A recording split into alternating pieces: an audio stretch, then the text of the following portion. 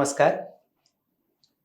भारतीय विचार, राष्ट्रीय विचार आणि राष्ट्रवादी विचार या विचारांवरच्या संवादाच्या आपल्या या भागामध्ये आज आपल्यासोबत एक महत्त्वपूर्ण लेखक, राष्ट्रीय विचारांवरती चिंतन करणारे, संशोधन करणारे आणि संशोधनातून मूलभूत लेखन करून त्या दृष्टीने अगदी अध्यापन आणि कार्य करणारे श्री अभिजित जोग सर आज आपल्यासोबत आहेत. आणि या आपल्या भागामध्ये आपण त्यांच्या भारत, सत्य, सत्व आणि स्वत्व या पुस्तकाविषयी आपण चर्चा करणार आहोत. आधीची सरांची जी पुस्तकं आहेत, असत्यमेव जयते आणि वाळवी, डावी वाळवी, बरोबर, आपण असं म्हणू या पुस्तकांमधून तुम्ही ब्रिटिशांच्या साम्राज्यवादी विचार किंवा कलोनियल थॉट जो आपण म्हणतो, कलोनियल थॉट आणि लेफ्टिस्ट सगळा जो नरेटिव्ह आहे, या नरेटिव्हमुळे ज्या तऱ्हेने भारतीय समाजाची ओळख पुसून टाकण्याचा, आपलं सगळी ऐतिहासिक ओळख असेल, सांस्कृतिक ओळख असेल, ती पुसून टाकून नवी ओळख लादण्याचा जो प्रयत्न केला गेला, त्याची मेथॉडिकल पूर्ण मांडणी तुम्ही केलीत. म्हणजे ज्या रुथलेसपणे हा सगळा प्रयत्न झाला, तो प्रयत्न तुम्ही आपल्यासमोर मांडला. आपण म्हणू की या पुस्तकांमधून शत्रुबोध हा आपल्याला उमगला. आपला शत्रू कोण आहे, तो कशा प्रकारे विचार करतो, त्याची विचारांची मांडणी कशी असते, तो कसं कार्य करतो, त्याचे परिणाम काय झालेले आहेत आणि या परिणामांना आता उत्तर आपण कसं देऊ शकतो, त्या दृष्टीने एक नवीन विचारपूर्ण आपल्या सगळ्या मांडणीमध्ये तुम्ही प्रवृत्त केलात. त्यामुळे भारताचा सांस्कृतिक विचार, राष्ट्रीय विचार आणि एक सिव्हिलायझेशन म्हणून विचार याला मोठी चालना या पुस्तकांमधून मिळाली. आता या पार्श्वभूमीवरती 2025च्या रामनवमीला आपलं हे नवीन पुस्तक प्रकाशित झालं, भारत, सत्य, सत्व आणि स्वत्व. या पुस्तकामधून तुम्ही एक प्रकारे नवीन जो भारतीय सांस्कृतिक विचार आणि सिव्हिलायझेशन थॉट उभा राहतो आहे, याला एक मोठी वैचारिक बैठक निर्माण करून दिली. अतिशय संशोधनपूर्ण आणि मूलभूत अशा स्वरूपाचं ते पुस्तक आहे. म्हणजे ज्ञानकोशीय असं म्हणता येईल अशी त्याची खोली आहे आणि आवाका आहे. तर या सगळ्या ओव्हरऑल वैचारिक पार्श्वभूमीवरती एकूण या पुस्तकामागची सर तुमची संकल्पना काय होती आणि तुम्ही कशा प्रकारे या पुस्तकाच्या सगळ्या विचाराकडे आलात ते सांगा. तू म्हणलास त्याप्रमाणे ब्रिटिशांनी, ते अतिशय चलाक होते ब्रिटिश लोक. त्यांना माहिती होतं की भारतासारख्या एवढ्या खंडप्राय देशावर जर राज्य करायचं तर केवळ लष्करी बळावर करता येणार नाही. तर त्यामुळे त्यांनी आपल्या आठवणी पुसून टाकल्या, आपला इतिहास नष्ट केला, आपले ग्रंथ नष्ट केले, आपली संस्कृती नष्ट केली आणि त्याच्या जागी एक नवीन इतिहास लिहिला. एक नवीन आपल्या मातीत न रुजलेली अशी कचकड्याची संस्कृती निर्माण केली.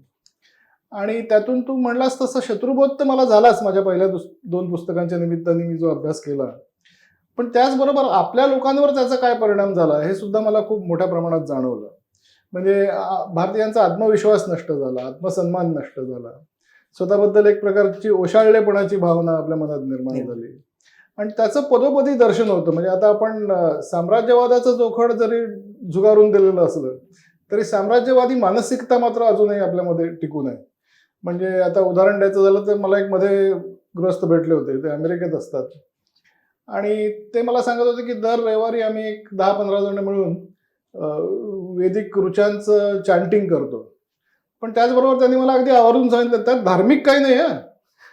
तर मला असं आश्चर्य वाटलं की वैदिक ऋचांच्या चॅन्टिंगमध्ये धर्म नाही असं कसं शक्य आहे. पण हे सांगायची गरज का भासते की आम्ही धार्मिक नाही आहोत. किंवा आपल्याकडे अनेक लोक तू बघितलं असशील तर सांगतात की आम्ही I am spiritual but I am not religious. तर मी धार्मिक नाही हे पुन्हा पुन्हा सांगण्याची गरज भासते, कारण आपण प्रत्येक गोष्टीकडे पाश्चात्य दृष्टिकोनातून बघतो. सेक्युलरिझम त्यांच्याकडे एक्झॅक्टली त्यांच्याकडे धर्म म्हणजे रिलिजन, आपल्याकडे धर्म म्हणजे रिलिजन नाही. आपल्याकडे धर्म म्हणजे प्रत्येकाने आपलं कर्तव्य नैतिकतेने आणि सदाचाराने पार पाडणं म्हणजे धर्म. त्यामुळे आपण आपल्या आयुष्यातनं धर्म वेगळा करूच शकत नाही. पण तरी पुन्हा पुन्हा आपण सांगतो की आम्ही धार्मिक नाही. याचं कारण हा जो पगडा झालेला आहे आपल्यावरती, तो पगडा अतिशय चिरंतन टिकणारा असा आहे आणि तो कधीतरी आपल्याला पुसून टाकावा लागेल. त्याशिवाय आपण खऱ्या अर्थाने आपली ओळख पुनर्प्राप्त केली असं आपण म्हणू शकणार नाही. आणि म्हणून मला असं वाटलं की हे लिहिणं आवश्यक आहे की भारताची खरी ओळख आहे काय नेमकी. आपण आधुनिक झालो, प्रगती केली, सगळं केलं, पण तरी जोपर्यंत आपण आपला चष्मा बदलत नाही प्रत्येक गोष्टीकडे पाश्चात्य दृष्टिकोनातून बघण्याचा, तोपर्यंत आपण खऱ्या अर्थाने साम्राज्यवादी मानसिकतेतून मुक्त झालो असं म्हणता येणार नाही. आणि त्यासाठी मला असं वाटलं की आपण हे लिहिलं पाहिजे. त्याच तऱ्हेने साम्राज्यवादी विचारही झाला आणि त्याच तऱ्हेने लेफ्टिस्ट किंवा डावा सगळा जो नरेटिव्ह आहे त्यांनी सुद्धा एक खूप मोठा पगडा. तो एक महत्वाचा मुद्दा आहे की साम्राज्यवादी मानसिकता आणि साम्राज्यवादी जोखड हे 1947 साली निघून जायला पाहिजे होतं. पण त्यानंतर सुद्धा भारतातला इतिहास, संस्कृती, साहित्य, करमणूक ही सगळी क्षेत्र डाव्यांच्या हातात राहिल्यामुळे त्यांनी तोच नॅरेटिव्ह, जो साम्राज्यवादी शक्तींचा नॅरेटिव्ह होता, तोच त्यांनी पुढे चालवला अगदी जसाच्या तसा. कदाचित त्याच्यामध्ये आणखीनही भर घातली असं आपण म्हणूया. आणि त्यामुळे आपण त्यातनं मुक्तता खऱ्या अर्थाने प्राप्त करू शकलो नाही. आत्ता कुठे गेल्या काही वर्षात आपण मोकळा श्वास घ्यायला लागलोय असं म्हणता येईल. पण इतक्या जवळपास 200 वर्षांचं जे काय म्हणतो आपण नॅरेटिव्ह बिल्डिंग आहे, सप्रेशन जे आहे, जे आपल्या मनात गोष्टी रुजवलेल्या आहेत, त्या काढणं इतकं सोपं नाही. त्यासाठी कुठेतरी एक सुरुवात केली पाहिजे की निदान आपली ओळख काय आहे, आपण कोण आहोत, हे आपण स्वतः मांडलं पाहिजे. तरच ते जग सुद्धा मान्य करेल. आपण म्हणूयात की तुम्ही म्हणलात की 1947 साली आपण साम्राज्यवादाचं जोखड झुगारून दिलं, म्हणजे एक पॉलिटिकल चेंज आपण म्हणूयात हा झाला. पण जो थॉटफुल चेंज आहे किंवा विचारांमधला जो बदल आहे, जे ट्रान्सफॉर्मेशन आहे, ते अजून झालं नाहीये. बरोबर. याच सगळ्या इतिहासातला एक टप्पा म्हणून 2014 साली एक मोठा राजकीय बदल झाला आपल्या पूर्ण राष्ट्राच्या इतिहासामध्ये. तो एक मोठा आपण म्हणूयात की पिव्होटल मुवमेंट आहे तो. पण हा जो राजकीय बदल झाला, या बदलासोबतच आपला जो सांस्कृतिक विचार आहे, राष्ट्रीय विचार आहे, तो सुद्धा एका भक्कम पायावरती आता उभा राहायला हवा. आणि तितक्याच कॉन्फिडन्सनी तो उभा राहायला हवा. तर त्यासाठी हे जे आपलं पुस्तक आहे, या पुस्तकातून तो एक पाया पुरवण्याचं काम तुम्ही यशस्वीरित्या केलेलं आहे. आपण या पुस्तकामध्ये म्हणजे सांस्कृतिक राष्ट्रवाद ह्या अंगाने जो एक मोठा विचार प्रवाह स्वातंत्र्य आधीही होता आणि तो नंतर म्हणजे डाव्यांच्या म्हणूयात किंवा साम्राज्यवाद्यांच्या सगळ्या सपरेशनमध्ये जो अडकला होता, तो पुन्हा एक मोठी वाट त्याची मोकळी करून दिलीत तुम्ही आणि त्याला नवीन क्षितिज आता दिसू लागली आहेत किंवा ते वाढू शकेल त्या अंगाने. या पुस्तकामध्ये तुम्ही सत्य, भारताच्या इतिहासाचं सत्य किंवा भारताच्या सांस्कृतिक परिघाचं सत्य, सिव्हिलायझेशनचं सत्य मांडायचा प्रयत्न केला. हे सत्य आपल्यापासून सर लांब ठेवलं गेलं होतं का, किंवा म्हणजे जाणून बुजून त्याला दाबून ठेवलं गेलं होतं का, की ज्यामुळे आपला समाज हा अंधारातच राहील? तर हे सत्य काय आहे? निश्चितच दाबून ठेवलं होतं. निश्चितच आपली दिशाभूल करण्यात आली. सगळ्यात पहिली गोष्ट म्हणजे आपल्याला असं सांगण्यात आलं की भारत हे एक राष्ट्र कधी नव्हतंच. असं सांगितलं की 1947 साली किंवा त्याच्या आधी ब्रिटिशांनी जेव्हा संपूर्ण भारताला त्यांच्या राजकीय छत्राखाली आणलं, तेव्हा भारताचा एक राष्ट्र म्हणून जन्म झाला. तर हे 100% चुकीचं आहे. पण आपल्याला तेच शिकवण्यात आलं आणि आजही आपल्याकडे असे अनेक फार मोठा वर्ग आहे की त्यांना खरंच असं वाटतं की ब्रिटिशांनी जेव्हा भारताला एकत्र आणलं तेव्हाच भारत एक देश बनला किंवा एक राष्ट्र बनलं. तोपर्यंत भारत हा एक विखंडित झालेला असा एक भूप्रदेश होता फक्त. तो ते काही राष्ट्र नव्हतं असं म्हटलं जातं. तर ब्रिटिशांना हे असं वाटलं, त्याचं कारण असं की युरोपमधली राष्ट्रवादाची जी संकल्पना आहे ती पूर्णतः राजकीय संकल्पना आहे. म्हणजे राष्ट्राची निर्मिती ही फक्त राजकीय आधारावरच होऊ शकते आणि म्हणून एकछत्री अंमल असणं त्यासाठी आवश्यक आहे, तरच ते राष्ट्र बनू शकतं असं युरोपमध्ये मानलं जातं. आणि ते त्यांच्या दृष्टीने ते बरोबर आहे, कारण त्यांचा इतिहास तसा आहे. पण भारत हे एक राजकीय आधारावर उभं असलेलं राष्ट्र नाही, तर ते सांस्कृतिक आधारावर उभं असलेलं राष्ट्र आहे. म्हणजे आपण we are not a political state but we are a civilisational state. तर हे त्यांना कल्पना नसेल कदाचित, किंवा असली तरी मुद्दाम त्यांनी त्याकडे डोळेझाक केली असेल. पण आपल्या लोकांनाही ती नसावी आणि अजूनही ती कळू नये, हे खरं जास्ती दुर्दैव आहे असं मला वाटतं. म्हणजे आपण जर बघितलं तर 12 ज्योतिर्लिंग, 51 शक्तीपीठ ही देशाच्या वेगळ्या कोपऱ्यांमध्ये पसरलेली आहे. आणि म्हणून आपला भारत हा एक देश आहे, एक राष्ट्र आहे. म्हणजे आपण जर शक्तीपीठ बघितली तर सगळ्यात उत्तरेकडचं शक्तीपीठ जे आहे ते शारदा माता काश्मीरमध्ये आहे, सगळ्यात दक्षिणेकडचं कन्याकुमारीमध्ये आहे, सगळ्यात पूर्वेकडचं त्रिपुर सुंदरी त्रिपुरामध्ये, आणि सगळ्यात पश्चिमेकडचं हिंगलजा माता म्हणजे ते बलुचिस्तानमध्ये. म्हणजे बरोबर 4 कोपऱ्यावरती 4 शक्तीपीठ आहेत. हा काही योगायोग नाही, हा एक राष्ट्र आहे म्हणून ही शक्तीपीठ अशी उभी राहिली. किंवा शंकराचार्यांनी 4 मठ जे उभारले तर बद्रीनाथ, शृंगेरी, पुरी आणि द्वारका द्वारका. असे का 4 टोकावर उभे केले? तर ही नुसती एक जॉग्राफी नाहीये, तर हे एक राष्ट्र आहे म्हणून त्यांनी उभे केले. आपण जेव्हा गंगेच्या यमुनेच्या येव म्हणतो तेव्हा आपण गोदावरी, सरस्वती, नर्मदा सगळ्या नद्यांची नावं घेतो आपण. म्हणजे उत्तरेतले माणसं फक्त उत्तरेच्या नद्या म्हणतात, दक्षिणेतले लोक फक्त दक्षिणेतल्या नद्यांबद्दल बोलतात, असं नाहीये. आपण या सगळ्या नद्या आपल्या माता आहेत असं म्हणतो, कारण आपली संस्कृती एक आहे आणि त्या संस्कृतीच्या धाग्यांनी आपण जोडले गेलो. तर हा जो फरक आहे राष्ट्र या संकल्पनेमागचा, किंवा त्याचा जो पाया आहे राष्ट्र या संकल्पनेचा, तो आपला पूर्णपणे वेगळा आहे आणि म्हणून आपण एक राष्ट्र आहोत. तर हे आपल्याला खोटं सांगण्यात आलं आणि आपण ते मान्य केलं. आपण काही लोक आज आपल्याला पटलंय, पण अजून खूप मोठा वर्ग असा आहे की त्यांना अजूनही असंच वाटतं की भारत हे फक्त ब्रिटिश आले तेव्हा त्याच्यानंतरच राष्ट्र झालं. तर हे आपल्याला खरं तर सगळ्यांना समजावून सांगितलं पाहिजे. त्याला आपण असं म्हणू की त्यांनी आपल्याला डिनॅशनलाइज केलं, की आपल्याला देश म्हणून आपलं अस्तित्वच नाकारलं. दुसरं त्यांनी काय केलं तर त्यांनी आपल्याला डिसोशलाइज केलं. म्हणजे एक संस्कृतीच्या धाग्यांनी जोडलेला एक समाज, हा संपूर्ण असे तो हिमाचल एक समाज आहे, हे सुद्धा त्यांनी नाकारलं. आणि ते नाकारण्यासाठी त्यांनी अनेक नवीन नवीन सिद्धांत मांडले आणि त्या सिद्धांतांनी भारताचं भयंकर नुकसान झालं. त्यातला सगळ्यात महत्वाचा आणखीन घातक सिद्धांत म्हणजे आर्यांच्या आक्रमणाचा सिद्धांत. तर त्यात त्यांनी असं सांगितलं की संस्कृत भाषा आणि वैदिक संस्कृती यांची निर्मिती पश्चिमेकडनं आलेल्या गोऱ्या आर्यांनी केली.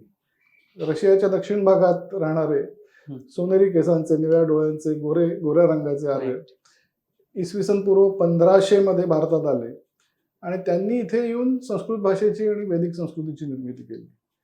आणि त्यामुळे त्यांनी आपल्या गळी हे उतरवण्याचा प्रयत्न केला की तुमच्याकडे जे काही चांगलं आहे ते तुम्ही नेहमी पश्चिमेकडनंच घेतलेलं आहे. त्यांनी नंतर असंही सांगितलं की अलेक्झांडरचं आक्रमण झालं तेव्हा ग्रीकांकडनं तुम्ही विज्ञान, तत्वज्ञान, साहित्य, कला, काव्य हे सगळं ग्रीक लोकांकडनं शिकलं. म्हणजे पुन्हा कुठलीही चांगली गोष्ट ही तुमची स्वतःची नाही, तर ती तुम्हाला पश्चिमेकडनं आलेल्या गोऱ्या लोकांनी दिलेली आहे. आणि ह्यामुळे काय झालं तर ह्या आर्यांच्या आक्रमणाच्या सिद्धांतामुळे त्यांनी असं सांगितलं की हे जे आर्य होते त्यांनी इथे येऊन ज्या उच्च जाती आहेत म्हणजे ब्राह्मण, क्षत्रिय, वैश्य, ते आर्य लोकांनी त्या जाती कॅप्चर केल्या आणि बाकी बहुजन समाज हा सगळा शूद्र म्हणून त्यांनी त्यांच्यावर अन्याय केला. म्हणजे उच्च जातीचे लोक हे परकीय आहेत आणि बहुजन समाज हा इथला स्थानिक आहे. त्याच्याबरोबर त्यांनी सांगितलं की सिंधू सरस्वती संस्कृती किंवा इंडस व्हॅली सिव्हिलायझेशन ही द्रविडियन संस्कृती होती. या सगळ्या खोट्या गोष्टी आहेत, याच्यात कुठलंही तथ्य नाही, त्यांनी दाखवलेलं आहे अनेक वेळा.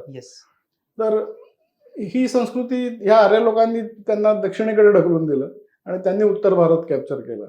त्यामुळे काय झालं आपण जर बघितलं तर उत्तर भारत विरुद्ध दक्षिण भारत, उच्च जाती विरुद्ध तथाकथित कनिष्ठ जाती, हिंदी विरुद्ध तामिळ, संस्कृत विरुद्ध तामिळ, अशी अनेक भांडणं आपल्या भारतामध्ये ही या एका सिद्धांतातून निर्माण झाली.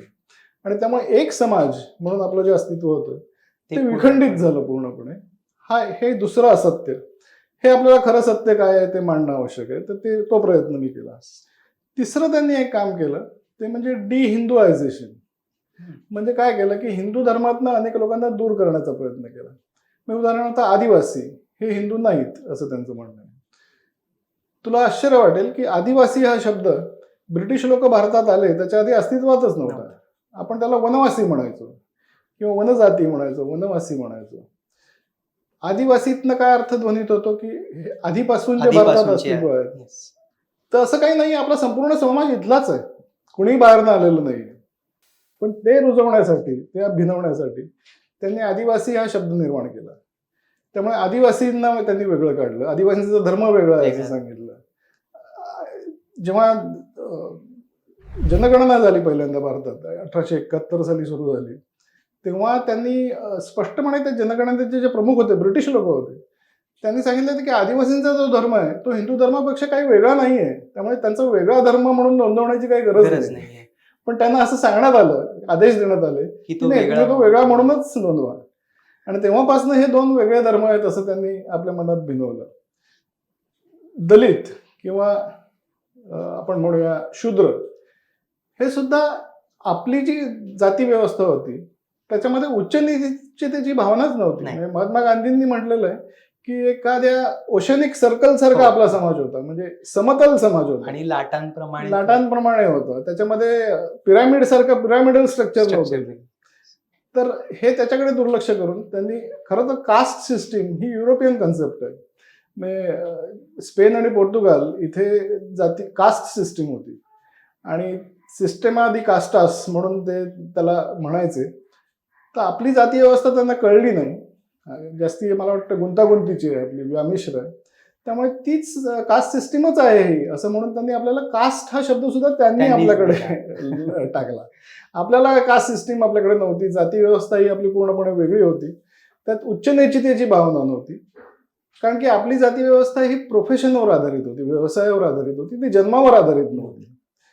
तर हे सगळे जे त्यांनी गोंधळ केले, जाणीवपूर्वक केले असतील, काही अजाणतेपणा सुद्धा झाले असतील, पण त्यांनी आपल्या देशाचं भयंकर नुकसान झालं, आपली ओळख पूर्णपणे नष्ट झाली आणि अनेक असत्य गोष्टी आपल्या देशामध्ये या रुजवल्या गेल्या. म्हणून सगळ्यात पहिल्यांदा सत्य हे मांडणं, आपली ओळख जेव्हा आपण म्हणतो तेव्हा त्याच्यात सगळ्यात त्याचा बेस आहे की सत्य काय आहे, म्हणून त्यांनी सत्य सांगण्याचा प्रयत्न केला. आता सध्या जो सगळा चर्चा चालू आहे की मॅकॉलेनी निर्माण केलेली जी बरोबर. ओळख आहे त्यातून बाहेर काढण्यासाठी अगदी बरोबर. हे पुस्तक त्या दृष्टीने अतिशय महत्वाचं ठरतं आपल्याला, की कालचा, आजचा आणि उद्याचा असं तिन्ही जगांना भारताने भरपूर काही दिलेलं आहे, संस्कृती म्हणून आणि प्रश्नच नाही. सभ्यता म्हणून सुद्धा. प्रश्नच नाही. आता ह्या सगळ्या सांस्कृतिक आणि सभ्यतेच्या इतिहासाकडे, त्याच्या सत्याकडे पाहिल्यावरती आपल्याला त्याच्यातलं सत्व उमगतं असं तुम्ही म्हणता. तर हे सत्व म्हणजे नेमकं काय आहे किंवा ते कसं उमगावं? सत्व, मी असं माझं मत आहे की सत्व जे आहे भारताचं ते आपलं अध्यात्म आणि तत्वज्ञान हे आपलं सत्व आहे. कारण आपण जर बघितलं की सेक्युलरिझम हा कुठनं निर्माण झाला, तर युरोपमध्ये जेव्हा 500 ते 1500 इसवी सन 500 ते 1500 डार्क एज होतं किंवा अंधकार युग होतं, जेव्हा पूर्ण चर्चच्या प्रभावाखाली सगळ्या समाजाला जगावं लागलं आणि अतिशय दमनकारी अशी ती चर्चची व्यवस्था होती. आणि ख्रिश्चन धर्म किंवा कुठलाही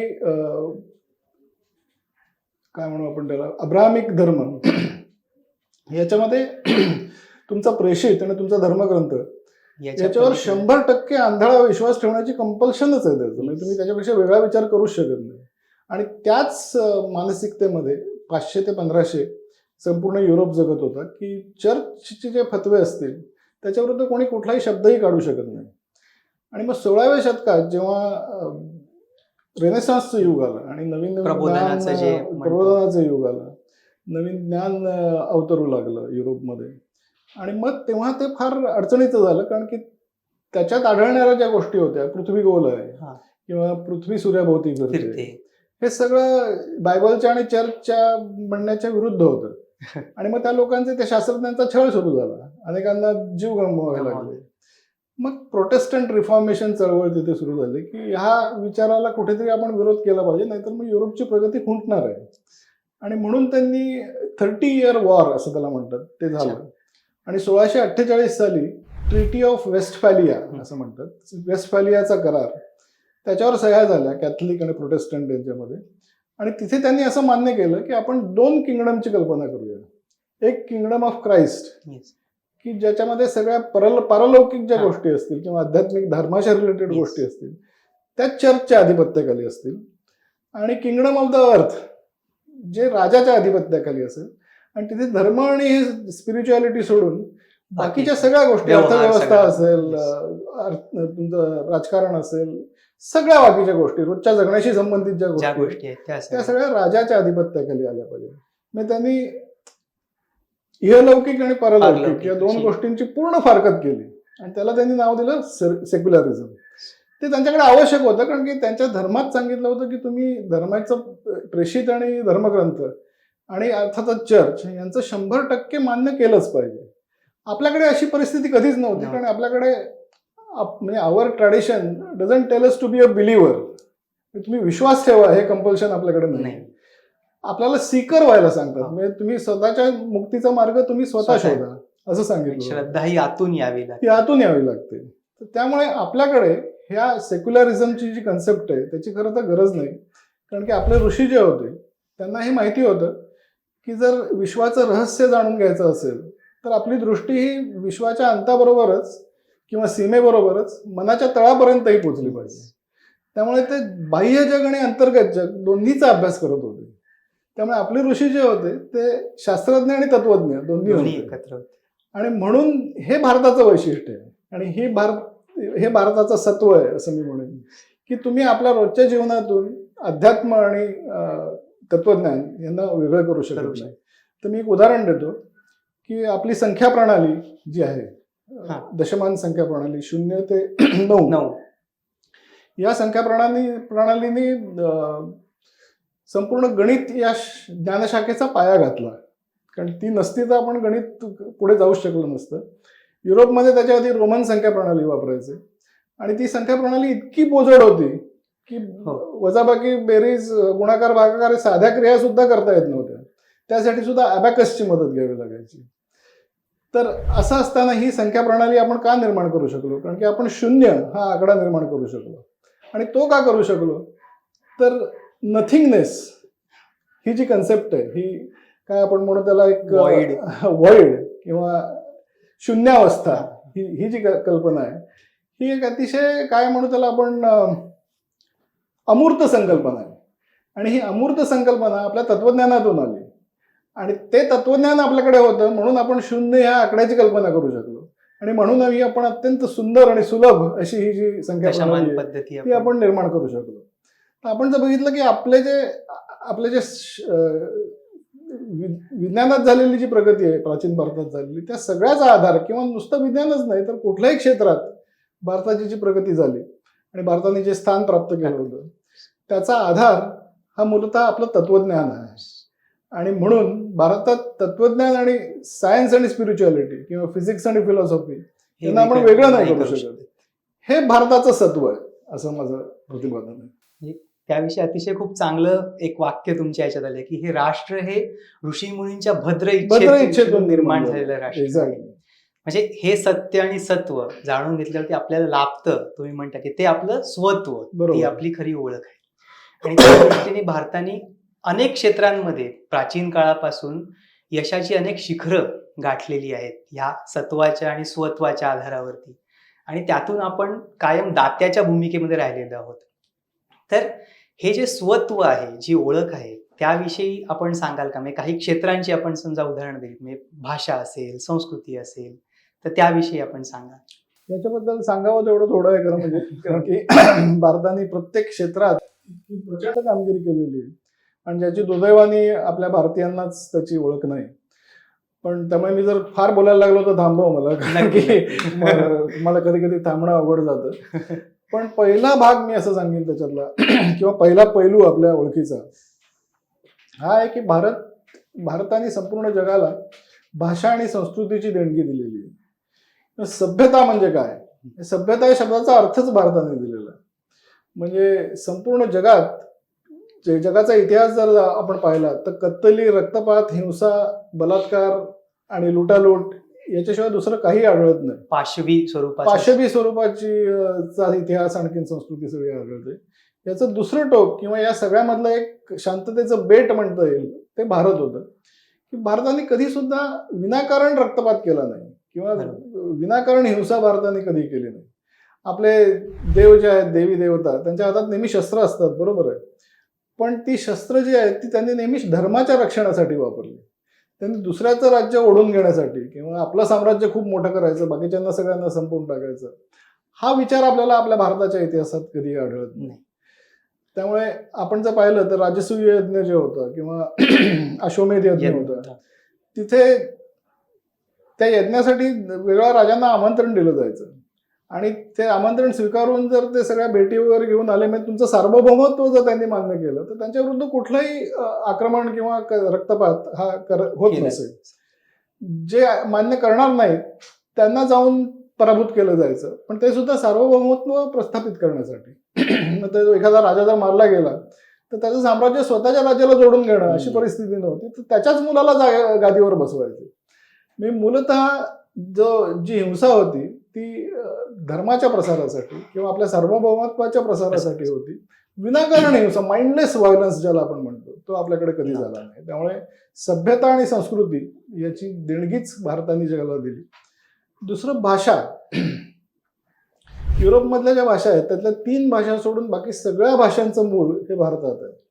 हे मी खूप विस्ताराने माझ्या पुस्तकात दाखवलेलं आहे. एशियामधल्या सुद्धा अनेक भाषा भारतात जन्माला आलेल्या आहेत. चीनी भाषा जी आहे त्याची निर्मिती भारतात झालेली नाही, पण चीनी भाषेतले 35,000 शब्द हे संस्कृतमधनं त्यांनी उसने घेतलेले आहेत. आणि तसा उलटा प्रवास नाहीये, म्हणजे आपण चीनी भाषेकडनं काही शब्द घेतले नाही. म्हणजे हा जो प्रवाह आहे हा भारताकडनंच तिकडे जात होता. देणगी देवाणघेवाण होती असं नाही.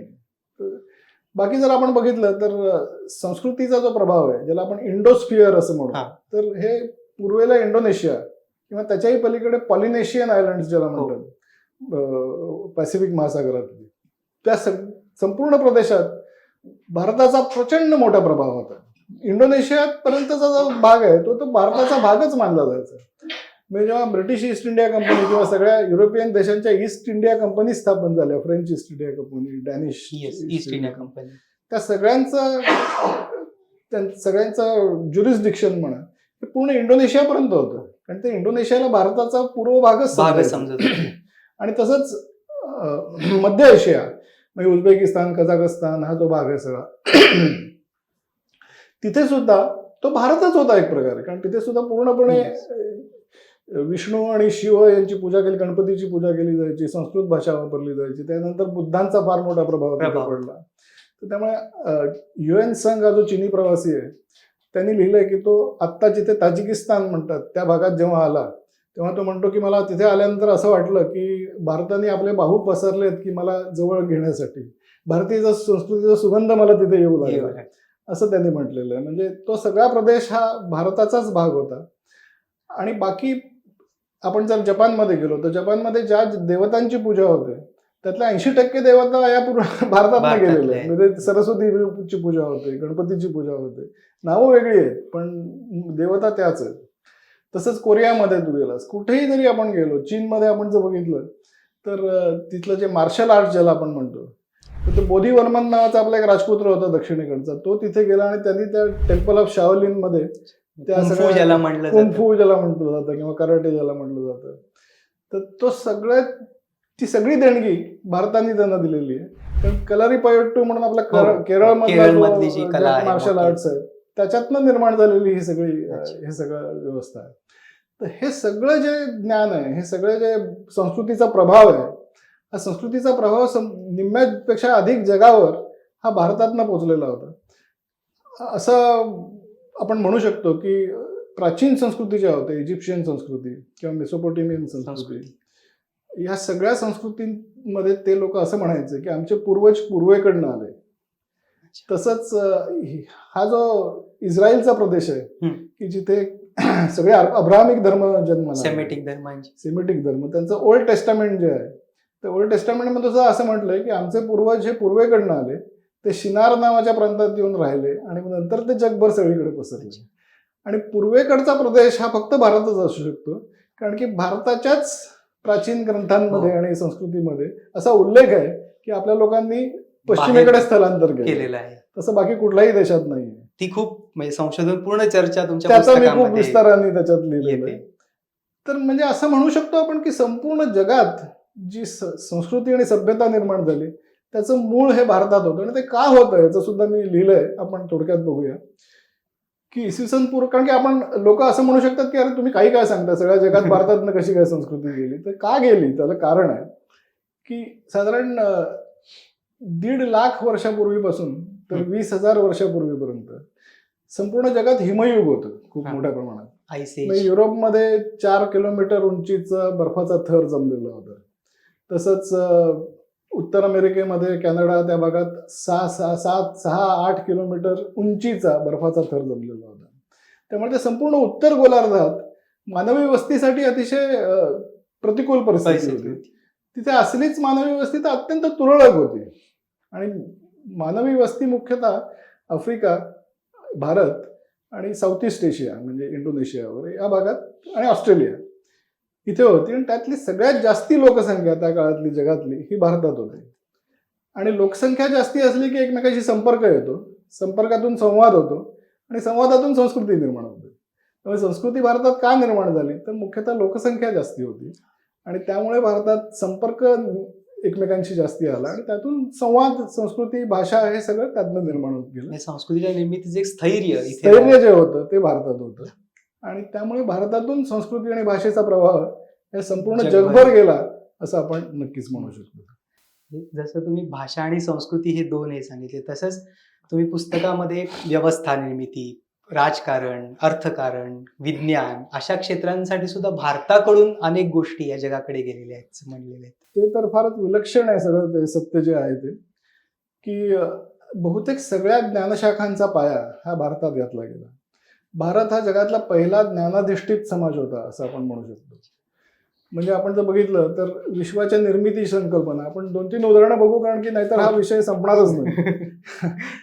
तर विश्वाच्या निर्मितीची संकल्पना आपण इतर सगळ्या संस्कृतींमध्ये जर बघितलं तर सेमिटिक रिलिजन्समध्ये ते म्हणतात की देवाने सगळ्या विश्वाची निर्मिती 6 दिवसात केली.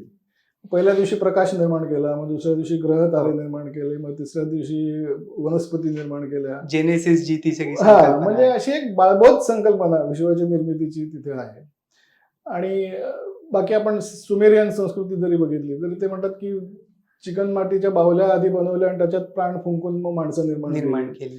तर अशा पद्धतीच्या संकल्पना, समजुती होत्या. त्याच्या विरुद्ध भारतात आपण जर बघितलं तर ऋग्वेदाच्या 10व्या मंडलात नासदीय सूक्त म्हणून आहे, 7 त्याच्यात मंत्र आहेत. त्याचा जर आपण अभ्यास केला तर अक्षरशः शब्दशः बिग बँग थेअरी त्याच्यात मांडलेली आहे. म्हणजे आज जे विज्ञान जिथपर्यंत पोहोचलंय ते त्यांनी नासदीय सूक्तात हजारो वर्षांपूर्वी लिहून ठेवलंय आणि हे आपण नाकारू शकत नाही. म्हणजे मी त्या 7 मंत्रांचं व्यवस्थित भाषांतर दिलेलं आहे आणि ते जर आपण बघितलं तर ते बरोबर बिग बँगशी जुळतं.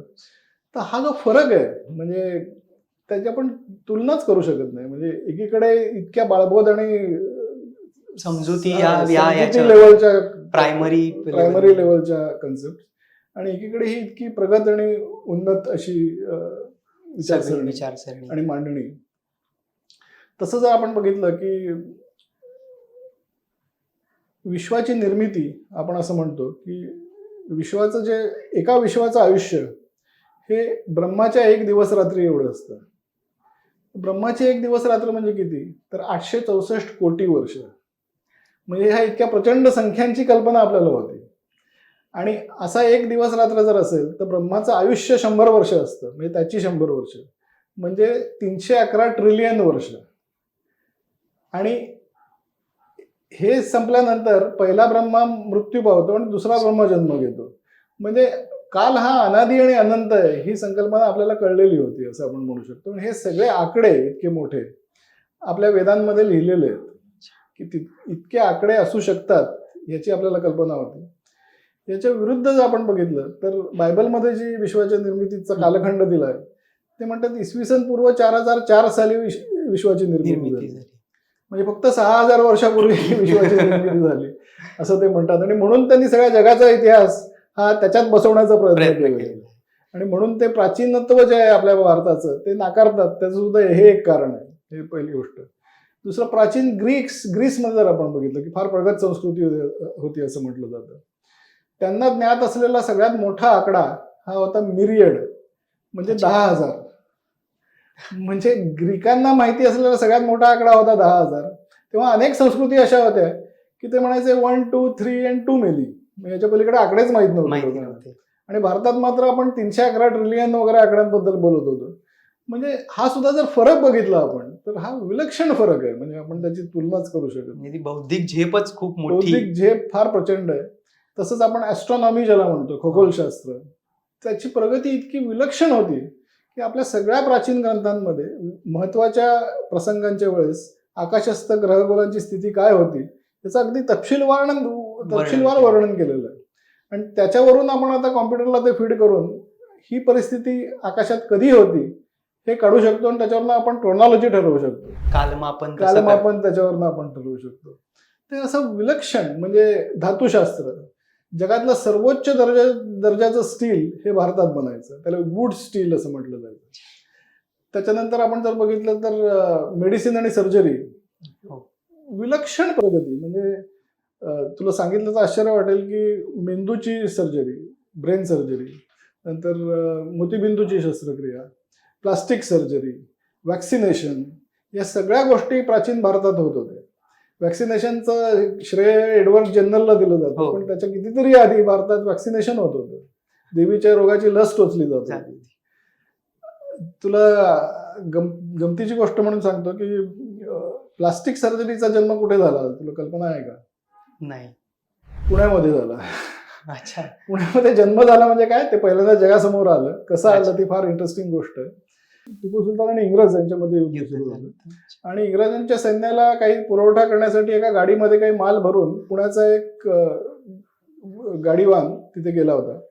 त्याला या टिपूच्या सैनिकांनी अटक केली आणि त्याचं नाक कापून त्याला पाठवून दिलं परत. आणि नंतर वर्षभर तो तसाच बिना नाकाचा राहिला. मग त्याला पुण्यातल्या एका कुंभाराने, त्याच्या घरात काही पारंपरिक ज्ञान होतं. पारंपरिक ज्ञान म्हणजे काय, सुश्रुत संहितेतलं आलेलं होतं, पिढी जात आलेलं. त्याचा वापर करून त्यांनी त्याचं नाक घडवलं आणि त्यासाठी त्यांनी कपाळावरची स्किन खाली ओढून त्याचं नाक तयार केलं. आणि चांगली गोष्ट अशी की ईस्ट इंडिया कंपनीच्या 2 डॉक्टरांनी ते बघितलं, ती शस्त्रक्रिया बघितली. डॉक्टर जेम्स फिंडले आणि दुसरं एक, त्याचं नाव मला आठवत नाही, दोघांनी. आणि त्यांनी त्याच्यावर एक रिपोर्ट लिहिला आणि तो मद्रासच्या गॅझेटियरमध्ये प्रकाशित झाला. त्याच्यानंतर तो लंडनमध्ये प्रकाशित झाला. आणि ते पाहून आणि ते वाचून लंडनच्या एका डॉक्टरनी ती सर्जरी केली जशीच्या तशी, आणि त्यांनी त्याला नाव दिलं प्लास्टिक सर्जरी. तर हा असा ज्ञानाचा प्रवास जो आहे, आपली संख्या प्रणाली, आपली गणिताचं ज्ञान, अल्जिब्रा, हे सगळं भारतातून पहिल्यांदा अरबांकडे गेलं. कारण की तेव्हा अरबांनी सिंध प्रांतावरती आक्रमण केलं होतं, सिंधवर त्यांचं राज्य होतं. तिथून त्यांनी उज्जैनमधला एक कंक नावाचा गणितज्ञ होता, त्याला बगदादमध्ये बोलवून घेतलं. तिथे अब्बासिद खिलाफत, तिथे त्यांचं राज्य होतं. त्यांना थोडंसं ज्ञानात वगैरे इंटरेस्ट होता. त्या लोकांना त्यांनी बोलवलं. त्यांच्याकडनं त्यांनी ब्रह्मगुप्त, आर्यभट्ट यांचे ग्रंथ समजून घेतले, त्याचं अरेबिक भाषेत भाषांतर केलं. त्यांचंच राज्य तेव्हा स्पेनमध्ये पण होतं. तर हे अरब ग्रंथ स्पेनमध्ये पोहोचले. तिथे टॉलेडो स्कूल ऑफ ट्रान्सलेटर्स नावाची एक त्यांनी संस्थाच निर्माण केली की हे अरेबिक मधले ग्रंथ त्यांनी लॅटिन आणि स्पॅनिश भाषेत, युरोपीय भाषांमध्ये, त्यांच्याकडनं त्या सगळ्या युरोपमधल्या भाषांमध्ये पोहोचलं.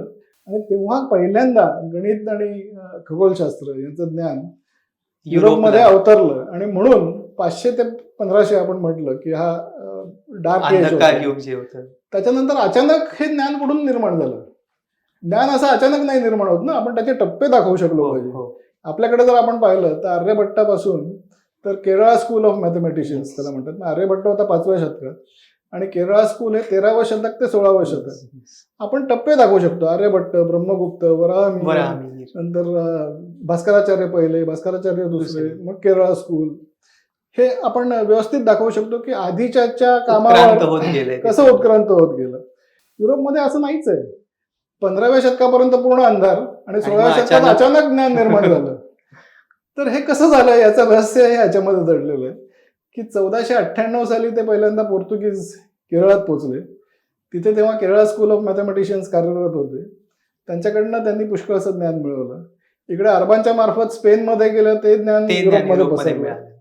आणि गमतीची गोष्ट अशी की साधारण 12व्या-13व्या शतकापर्यंत तिथे आपली संख्या प्रणाली पोहोचलेली होती, पण त्यांना शून्य ही संकल्पना समजून घ्यायला कमीत कमी 200 वर्ष लागली.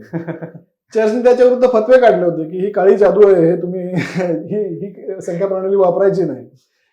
पण ती इतकी चांगली आणि इतकी सुपिरियर होती की सगळ्यात पहिल्यांदा त्यांनी व्यापाऱ्यांनी सुरुवात केली.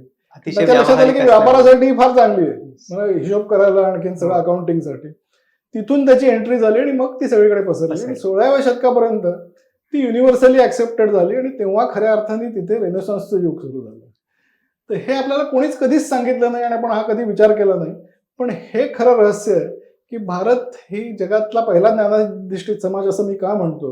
आणि संपूर्ण जगाला जसं आपण संस्कृती दिली तसंच सगळ्या ज्ञानशाखा सुद्धा या भारताने दिलेल्या आहेत. आणि हा आंधळा देशाभिमान म्हणून मी म्हणत नाहीये, तर मी त्याचे सगळे पुरावे मी त्याच्यात दिलेले आहेत. तुम्ही सतत सांगताय की खूप माहिती आहे आणि हो, म्हणजे म्हणून खरोखर म्हटलं हा की एक ज्ञानकोशच तुम्ही हे केलेला आहे तो. आणि आपण आत्ताच सगळं सांगितलं, उलट प्रेक्षकांना तिथे जाऊन वाचायचं हे म्हणूनच मी राहून स्वतःला जाईल. थांबवतोय की जास्त. त्यापेक्षा सगळ्यांना आपण म्हणू की तुम्ही खरोखर ते पुस्तक घेऊन वाचा, असं पुस्तक आहे आणि त्याचा अभ्यास व्हायला पाहिजे. या पुस्तकात सर तुम्ही खूप महत्वाचं, म्हणजे माझ्या वाचनात आलेलं असं महत्वाचं हे, आणि ते मी म्हणेन की पूर्ण परिपाक आहे अशा स्वरूपाचं ते स्टेटमेंट आहे की युद्धाचेही नियम केले अशा स्वरूपाचा आपला हा धर्म, ही संकल्पना आहे.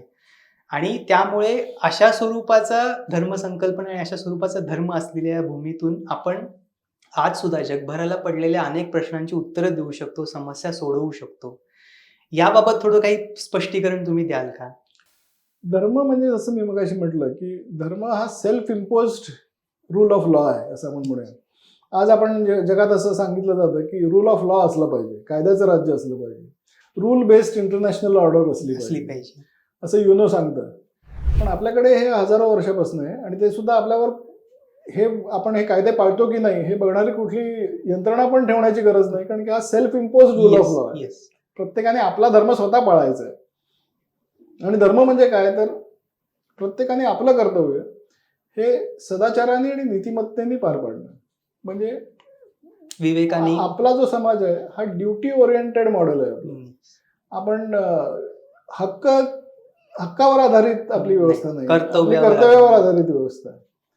आणि म्हणजे काय आपण म्हणतो राईट्स, आपलं ड्युटीज अँड रिस्पॉन्सिबिलिटीज. रिस्पॉन्सिबिलिटी आपली, कर्तव्य आपलं, आणि ते आपलं स्वतः स्वयंप्रेरणेने पाळायचं. आणि म्हणून मी असं म्हणतो की आपण सगळे प्रयत्न करून बघितले. आपण भांडवलशाहीचा प्रयोग केला, आपण साम्यवादाचा प्रयोग केला. त्या कुठल्याच प्रयत्नातून खऱ्या अर्थाने समाधान, शांती, समृद्धी सगळ्यांसाठी निर्माण होत नाही. भांडवलशाहीत फक्त मुठभरांच्या हातात जाते. साम्यवादामध्ये तर फक्त गरिबीचं समान वाटप होतं, समृद्धी निर्माणच होत नाही. उलट प्रश्न वाढतच गेले. आणि आज परिस्थिती अशी आहे की अत्यंत काय म्हणू आपण त्याला, इन्स्टॅबिलिटी आणि इनसिक्युरिटी. सगळ्या जगात कोणाला सुरक्षित वाटत नाही. माझा त्राता कोण असं सर्वसामान्य लोकांना आता कळत नाही. पुन्हा जर कोविड सारखं काही संकट आलं तर कोण वाचवणार? की आज युद्ध अशी भडकत आहेत की तिसरं महायुद्ध सुरू होईल की काय अशी परिस्थिती निर्माण झालेली आहे. यातून आम्हाला कोण वाचवणार? म्हणजे आपल्याकडे आपल्या परंपरेत असं सांगितलं जातं की जेव्हा अराजक निर्माण होतं तेव्हा मत्स्य न्यायाचा प्रादुर्भाव होतो. म्हणजे मोठे मासे लहान माशांना खाऊन टाकतात. आज संपूर्ण जगात अराजकासारखीच परिस्थिती निर्माण झालेली आहे. आणि त्याच्या वेळेस त्या परिस्थितीत सर्वसामान्य लोक हवालदिल झालेले आहेत की आम्हाला यातनं कोण वाचवणार. आणि ह्या सगळ्या परिस्थितीतनं जर जगाला वर काढायचं असेल आणि एक स्थिर, संतुष्ट, समाधानी आणि समृद्ध अशा समाजाची निर्मिती करायची असेल, अशा जगाची निर्मिती करायची असेल, तर भारताची जी धर्मसंकल्पना आहे की प्रत्येकाने स्वयंप्रेरणेने सदाचार आणि मोरालिटी, ज्याला म्हणजे नैतिकता, सत्सद विवेक बुद्धीने पालन करायचं, ही संकल्पना जर रुजली तरच यातून आपण बाहेर पडू शकतो. बाकी सगळे इझम्स जे आहेत ते सगळे इझम फेल गेलेले आहेत.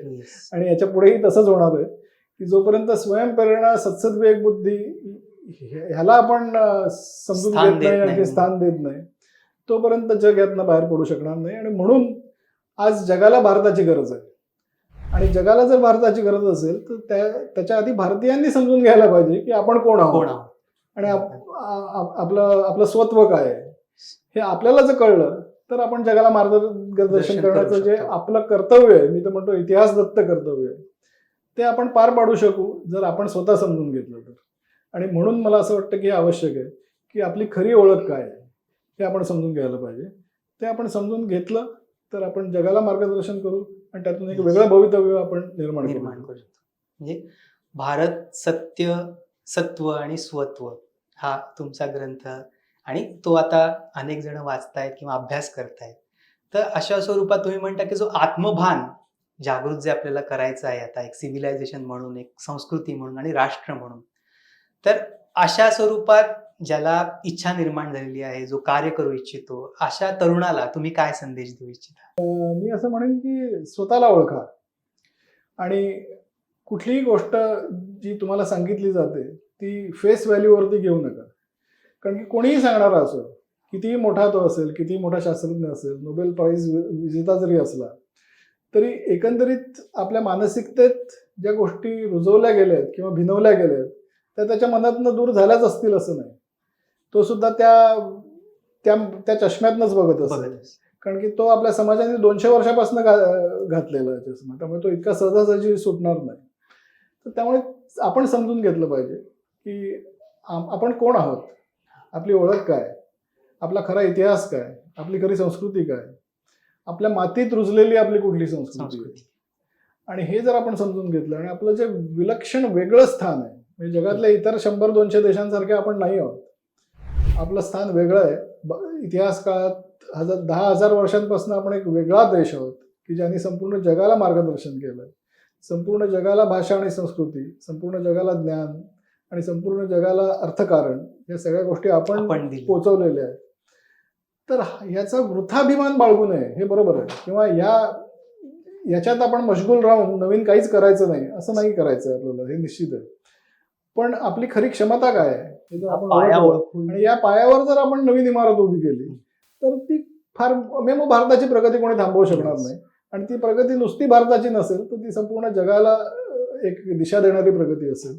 आणि म्हणून आपण आपली ओळख समजून घेणं आणि त्यासाठी स्वतः प्रयत्न करणं, कारण की हे दुसऱ्या कोणाचं ऐकून होणार नाही. दुसऱ्या कोणी सांगितलेलं जसे तसं स्वीकारणं, मी सांगितलेलंही स्वीकारू नका. तुम्ही वाचा, जाऊन अभ्यास करून वाचल्यानंतर तुम्ही त्या पडणारे प्रश्न असतील तर ते उपस्थित करा, त्याची उत्तरही मी द्यायला तयार आहे, की दुसरे कोणी देतील.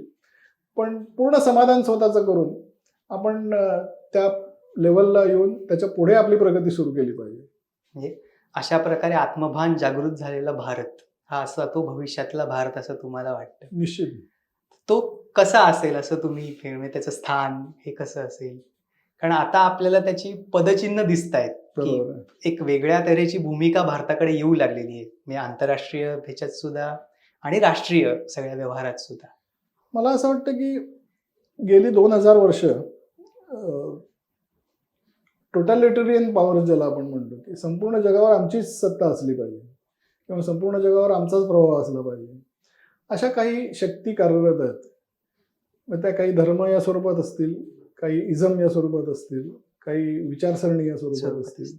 आपण जर अगदी स्पष्ट सांगायचं म्हटलं तर अमेरिकन डीप स्टेट ही त्यातली एक संस्था आहे, कल्चरल मार्क्सवाद ही त्यातली एक संस्था आहे, आणि सेमिटिक रिलिजन्स म्हणजे इव्हॅन्जेलिकल चर्च आणि जिहादी इस्लाम या त्यातल्या 2 संस्था आहेत की ज्यांना संपूर्ण जगावर आपलं प्रभुत्व निर्माण करायचं आहे. पण ते प्रभुत्व कशासाठी? तर ते प्रभुत्व एकछत्री अंमल आणि एकछत्री सत्ता असावी आणि सगळ्यांचं जे आहे ते आम्हीच घ्यावं किंवा कंट्रोल करावं यासाठी आहे. भारताची जेव्हा संपूर्ण जगावर सत्ता म्हणता येणार नाही पण प्रभाव होता, प्रभुत्व होतं, तेव्हा आपला हा हेतू नव्हता. म्हणजे आपण जगभर जो विस्तार केला तो कधी शस्त्राच्या आधारावर केला नाही, आपण कल्पनांच्या आधारावर केला, विचारांच्या आधारावर केला. आणि म्हणूनच त्या देशातले लोक आजही भारताबद्दलच्या त्यांच्या ज्या आठवणी आहेत त्या अतिशय पॉझिटिव्ह आठवणी आहेत. कोणीही आपला असा तिरस्काराने उल्लेख करत नाही. चीन, जपान, कोरिया इथे जो आपला प्रभाव होता ते लोक आजही म्हणतात की योगदानच दिलेलं, तुम्ही आम्हाला सिव्हिलाइज केलं. किंवा इंडोनेशियापर्यंत तिथे आजही त्यांच्या गरुडा एअरलाईन त्यांच्या एअरलाईनचं नाव आहे. थायलंडचा राजा स्वतःला राम म्हणून घेतो. ते अभिमानाने या खुणा जपतात, ही सगळ्यात महत्वाची गोष्ट आहे. कारण की तो विचारांचं साम्राज्य होतं, ते तलवारीचं साम्राज्य नव्हतं. त्यामुळे पुन्हा जर आपण त्या लेवलला गेलो तर पुन्हा आपला प्रवास तसाच असेल याची मला खात्री आहे. कारण की आपण आपल्या खऱ्या ओळखीच्या आधारावर जर ही प्रगती केली आणि तरच आपण करू शकतो. तर त्याची काही चिन्ह आता दिसत आहेत. जसं आपण कोविडमध्ये वॅक्सिन्स सगळ्या जगाला मोफत दिली. सगळे श्रीमंत देश जे आहेत जगातले त्यांनी वॅक्सिन्सचा साठा करून ठेवला होता की नाही आमच्या लोकसंख्येला पुरेसं पडलं पाहिजे, ते आम्ही इतरांना नाही देणार. कारण की आणखीन 2दा डोस द्यावा लागला, 3दा द्यायला लागला, तर आमच्या लोकांनाच आम्ही देणार. हा स्वार्थी विचार भारताने केला नाही. भारताने सगळ्यांना वॅक्सिन्स दिली. आज जगात लोक कुठेही जरी संकट आलं तरी भारत पहिल्यांदा तिथे पोहोचतो. तुर्कस्तान एवढ्या आपल्या विरुद्ध कारवाया कारस्थानं करतं, पण तुर्कीत जेव्हा भूकंप झाला तेव्हा पहिली मदत भारताने तिथे पोहोचवली.